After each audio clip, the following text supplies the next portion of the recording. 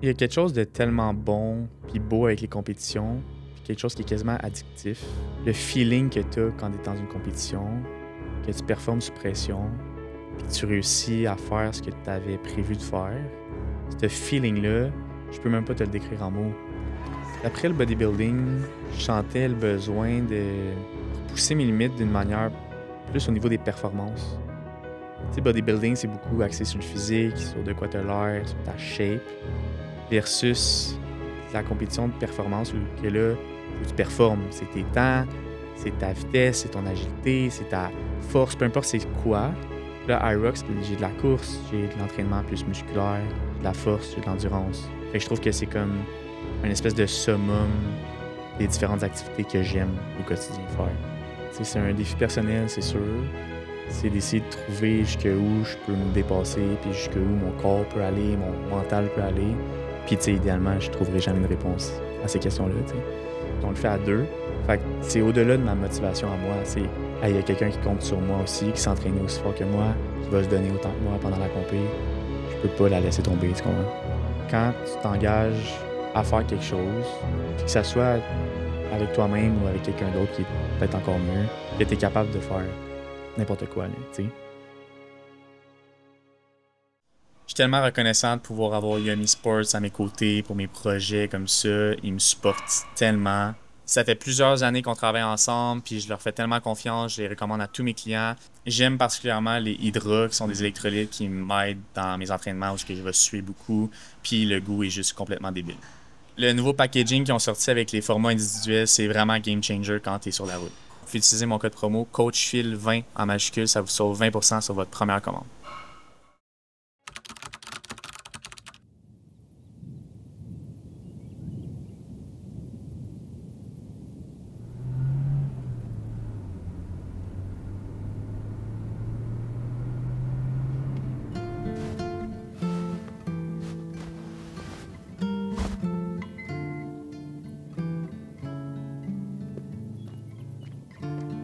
Chaque course va m'amener quelque chose de différent.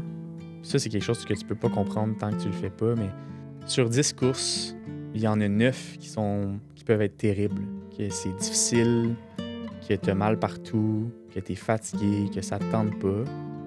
Mais il y en a une qui peut changer ta vie carrément et des réponses que tu peux avoir ou une introspection que tu peux faire. Puis cette seule course-là vaut le coup pour toutes les autres qui étaient à chier.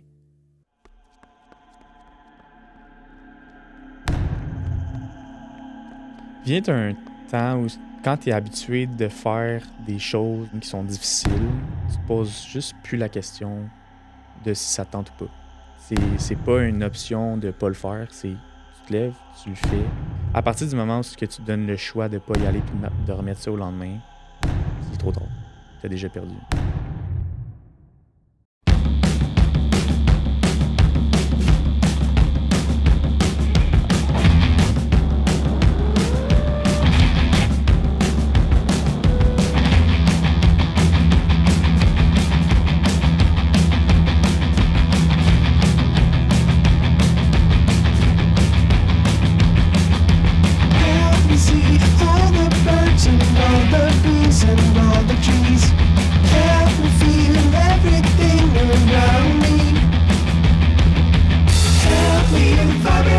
Of the universe inside of me, help me beat the shit out of my ego, please.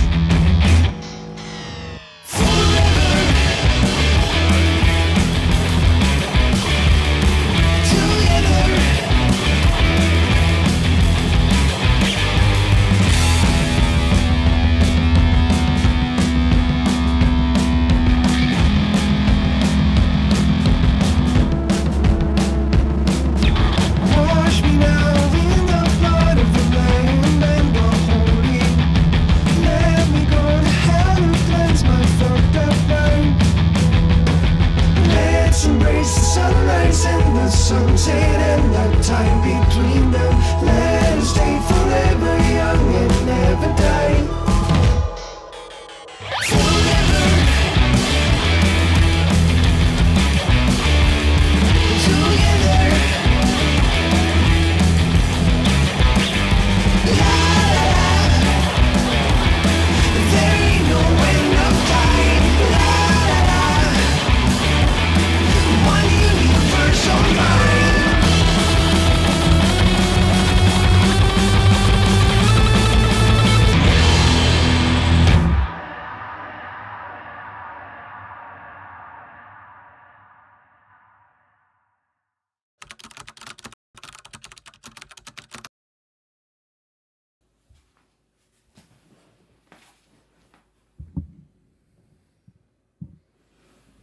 est après la compétition.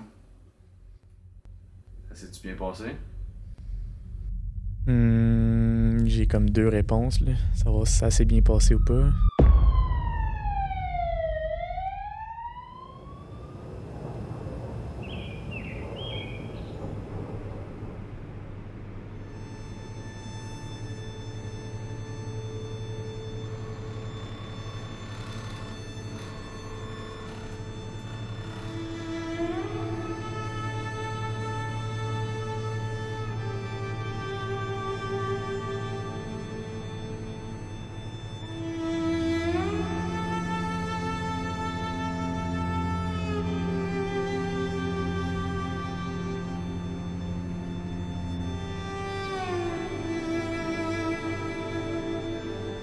Autant j'étais pas stressé pendant la prep, autant le stress puis les nerfs m'ont pogné en arrivant là-bas, là, tu sais, check-in, savoir c'est où tu t'enlignes, etc.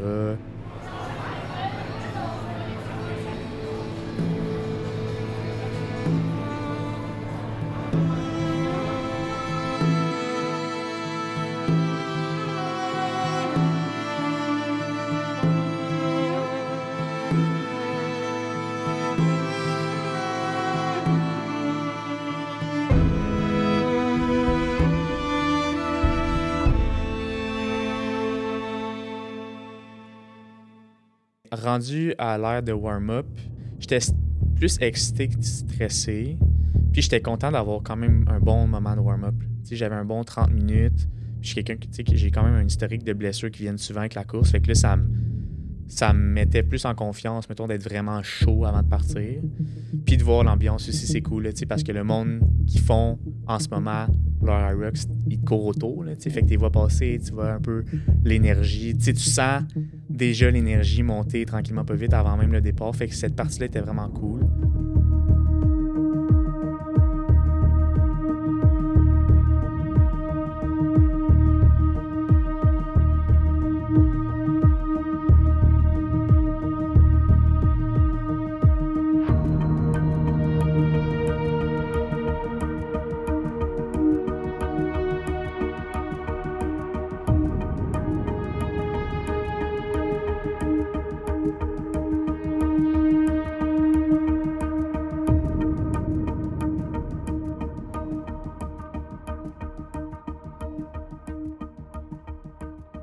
Pour le départ, on est dans une espèce d'enclos, là, si tu veux, avant le départ.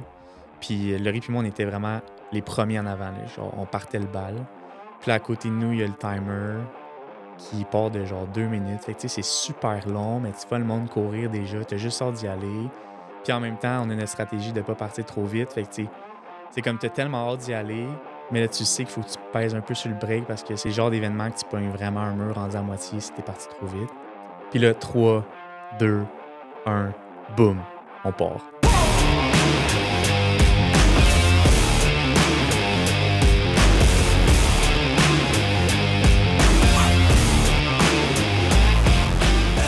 Première station, le skieur. C'est une station que je redoutais beaucoup à l'entraînement puis au début de la prep parce que j'avais jamais fait de skieur de ma vie. Finalement, le complètement dead, puis c'est une des stations qui s'est le mieux passé.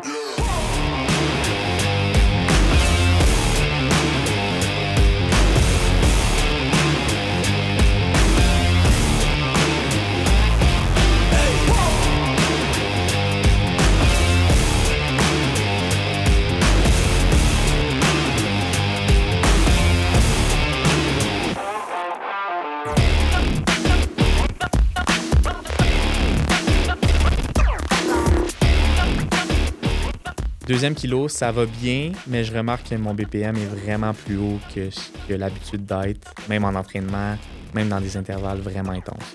Deuxième station, sled push. Ça, c'était une station que, dans une stratégie, j'étais supposé faire tout seul.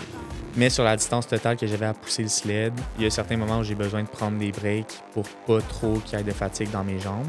Puis à ces moments-là, Laurie m'a proposé de juste essayer de la bouger, parce qu'en entraînement, elle n'était pas capable de la bouger. Puis là, elle a complètement explosé.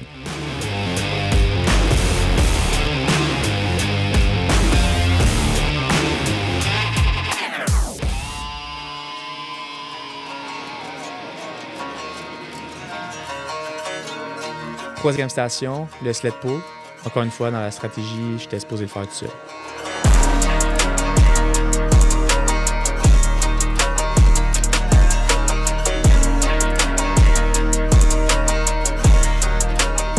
Ça allait bien, mais encore là, j'avais besoin de pause une fois de temps en temps pour pas trop me brûler. Puis là, j'ai Laurie qui, encore une fois, me dit quasiment « Tasse-toi le gros, m'a le faire ». Puis elle se met à tirer la sled comme j'ai jamais vu une sled bouger.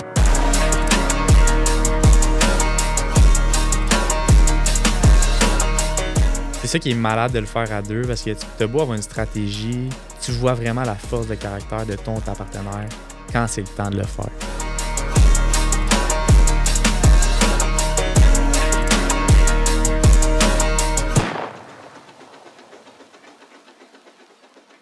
Quatrième kilo, là, on commence à le trouver un peu plus difficile. On a marché un peu parce que Laurie veut pas, elle venait de faire 2 stations qu'elle n'était pas supposée faire. Fait qu'elle m'a demandé de prendre un petit break de marche juste pour prendre un peu son souffle, puis c'était bien normal. 4e station, les fameux burpees broad jumps. Ça, on l'entend tout le temps, c'est là où les gens cassent. En ayant entendu ça longtemps pendant ma prep, je les ai pratiqués, puis pratiqués encore et encore, ce que je pensais être suffisant, puis finalement, non, clairement pas. Puis il faut comprendre qu'il y a plusieurs manières de faire les burpees broad jumps. Tu as les manières plus efficaces en termes de rapidité, mais qui te demandent plus d'énergie. Donc j'ai opté pour cette stratégie-là. Sauf que très rapidement, j'ai pogné un mur.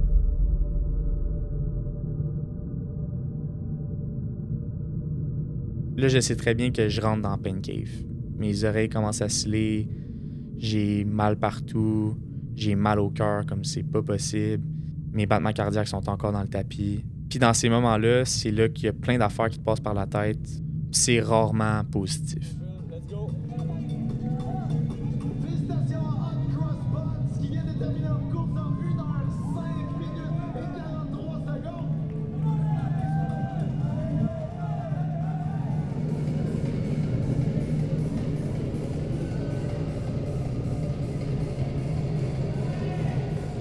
Après coup, je regarde ça, puis je me dis j'aurais pu juste changer ma stratégie, puis arrêter de les faire le plus vite possible, puis juste d'y aller un par un.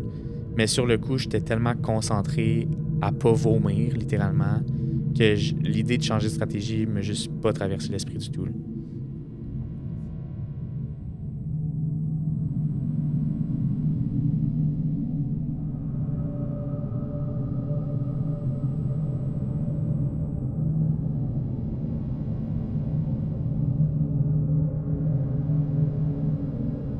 On finit de peine et de misère en faisant un à la fois jusqu'à la fin. Puis là, la distance entre la fin puis le début de la prochaine course, qui est ce qu'on appelle la rock zone, qui est comme la zone de transition. Généralement, on veut la courir pour pas perdre trop de temps. Là, on a fait un consensus de marcher parce que les deux, on était à bout.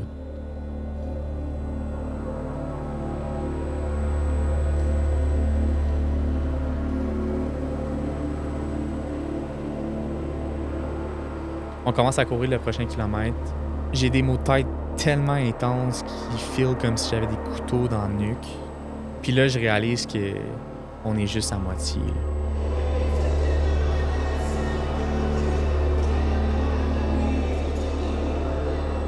Mais la prochaine station, c'est le rameur. Puis ça, on sait que c'est comme une station où tu peux récupérer.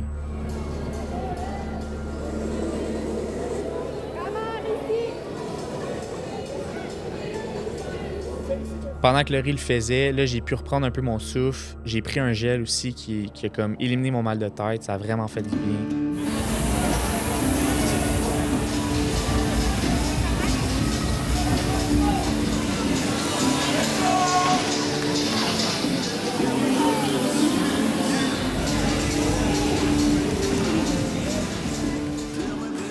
Là, quand j'ai vu à quel point ça allait bien, puis je l'ai complètement explosé, j'étais comme « let's go, game on », puis ça repart.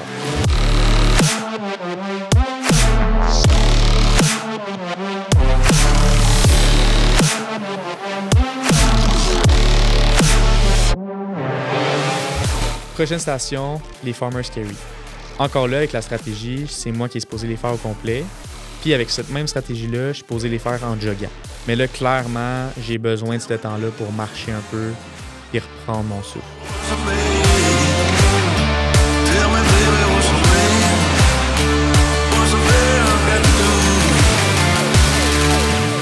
Je finis mon tour de peine et de misère, j'arrive pour partir, puis là je me fais dire « Ben non mon homme, c'est un deuxième tour qu'il faut que tu fasses. » Là ça me casse un peu mentalement, mais Laurie, encore là, qui a carry toute la course, a dit « Je vais les faire moi. » Puis non seulement ça, elle les a faites en jogging.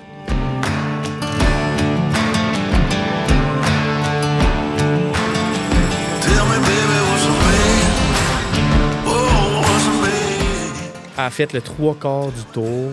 Finalement, je l'ai terminé, mais elle a vraiment clutch.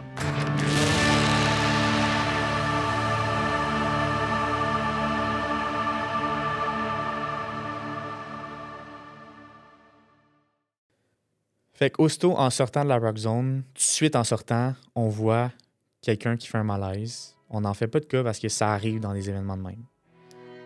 Deuxième fois qu'on passe, fait qu'après un tour, là, on voit que le gars il est couché à terre. Mais ça se passe tellement vite. On entend qu'il attend des médics, il y a du monde autour. Fait qu'on sait pas trop qu'est-ce qu'on peut faire de plus que juste de continuer notre course. Mais ça joue vraiment dans la tête, puis c'est tellement pas le fun de voir ça dans un événement de même que c'est supposé être positif. Et la troisième fois qu'on repasse, là, on voit qu'il y a des massages cardiaques qui se font. Puis là, c'est vraiment pas nice. Là, l'émotion a comme monté parce que je l'ai vu, là. Fait qu'on dirait que c'est difficile à expliquer, mais c'était vraiment comme une espèce de nuage noir là, dans l'atmosphère. Ça se sentait aussi autant que c'était positif. T'sais, depuis le début, c'était comme c'était vibrant, que là, c'était comme très assombrant. Là. On fait notre avant-dernière station qui est les walking lunge. Moi, mes jambes ils crampent aussitôt que j'arrête de courir. Le rial a commencé. Finalement, j'ai réussi à en faire pour pouvoir passer au prochain kilo. Les ambulanciers sont appelés, on a eu des défibrillateur. Maintenant, on pousse tout le monde. On encourage nos participants. Lâchez pas, lâchez pas. On arrête pour le respect de la personne. Puis là, en finissant cette station-là, on veut courir pour aller faire notre prochain kilo pour sortir de la Rock Zone. Puis là, on voit que tout le monde est là, puis qu'on ressortira pas, dans le fond. Puis là, malheureusement, je comprends ce qui se passe, puis t'imagines le pire un peu. Fait que là, tout est mis sur pause, on comprend que l'ambulance est là. Après un certain moment, les organisateurs ils ont dit au micro comme quoi qu'il était entre bonnes mains, puis qu'on allait prendre une pause de 10 minutes avant de repartir par vague de 20 à 30 personnes.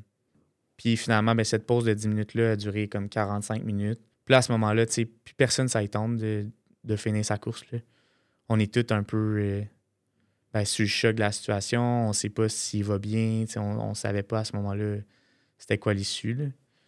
Finalement, c'est annoncé que la compétition arrête à ce moment-là puis qu'on ne va pas compléter l'épreuve. Merci beaucoup. S'il vous plaît, comprenez l'intention du plus profond de notre cœur. Merci beaucoup pour votre compréhension.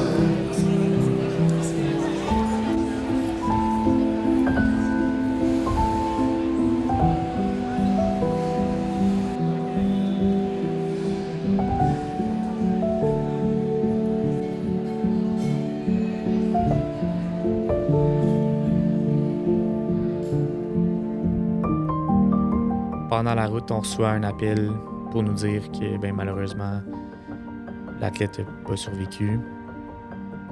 Puis là, ça a été vraiment une claque d'en face parce que je trouve tellement...